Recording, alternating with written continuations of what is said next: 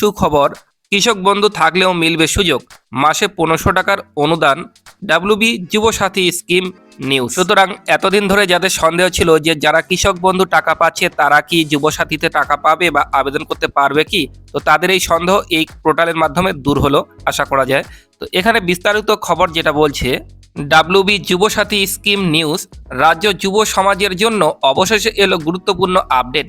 এতদিন যে নিয়মের কারণে বহু আবেদনকারী দুশ্চিন্তায় ছিলেন সেই শর্তে বদল আনা হয়েছে। আগে জানানো হয়েছিল যারা অন্য কিছু সরকারি প্রকল্পের সুবিধাভোগী, বিশেষ করে কৃষিজীবী সহায়তা প্রকল্পের সঙ্গে যুক্ত, তারা যুবসাথী প্রকল্পের আবেদন করতে পারবে না, কিন্তু নতুন প্রশাসনিক নির্দেশ সেই অবস্থান শিথিল করা হয়েছে। সরকারি সূত্রে জানা গিয়েছে এখন কৃষক বন্ধু প্রকল্পের সুবিধাভোগীরাও যুবসাথী প্রকল্পে আবেদন করতে পারবেন। এমনকি যাদের আবেদন আগে যাচাই প্রক্রিয়া আটকে ছিল তারাও নতুন নির্দেশে এই প্রকল্পের আওতায় আসতে পারেন। ফলে বহু যুবক যুবতীর জন্য খুলে গেল নতুন সম্ভাবনার দরজা। কি এই যুবসাথী প্রকল্প? যুবসাথী প্রকল্প মূলত আর্থিকভাবে পিছিয়ে থাকা যুব সমাজকে মাসিক অনুদানের মাধ্যমে সহায়তা দেওয়ার উদ্যোগ এই প্রকল্পের লক্ষ্য। বেকার যুবক যুবতীদের ন্যূনতম আর্থিক নিরাপত্তা দেওয়া, কর্মসংস্থানের প্রস্তুতিকালে সহায়তা করা, স্বনির্ভরতার পথে উৎসাহ দেওয়া। সরকারি ঘোষণা অনুযায়ী যোগ্য বিবেচিত প্রার্থীদের প্রতি মাসে 1500 টাকা করে দেওয়া হবে। বড় পরিবর্তন, কৃষক বন্ধু থাকলেও আবেদন সম্ভব।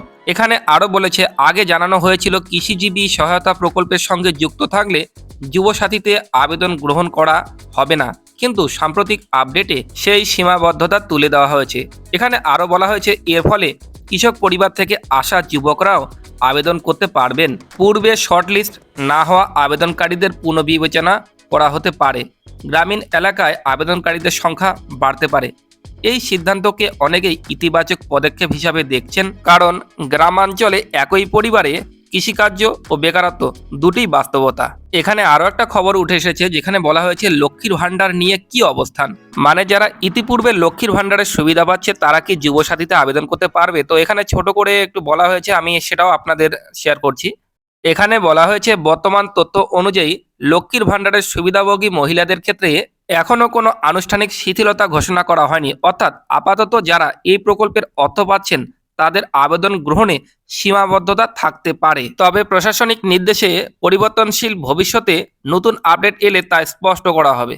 এক কথায় যারা এই মুহূর্তে লক্ষ্মীর ভাণ্ডার পাচ্ছেন তারা আবেদন করে হয়তো কোনো লাভ নেই। এখানে বিস্তারিত আরও কিছু তথ্য রয়েছে, কিন্তু আজকের ভিডিওর যে মূল বিষয় সেটা হচ্ছে যারা কৃষক বন্ধু টাকা পাচ্ছে তারা কি যুবসাথীতে অ্যাপ্লাই করতে পারবে। তো এখানে ওটাই বলা হয়েছে যে তারা 100% যুবসাথীতেও অ্যাপ্লাই করতে পারবে।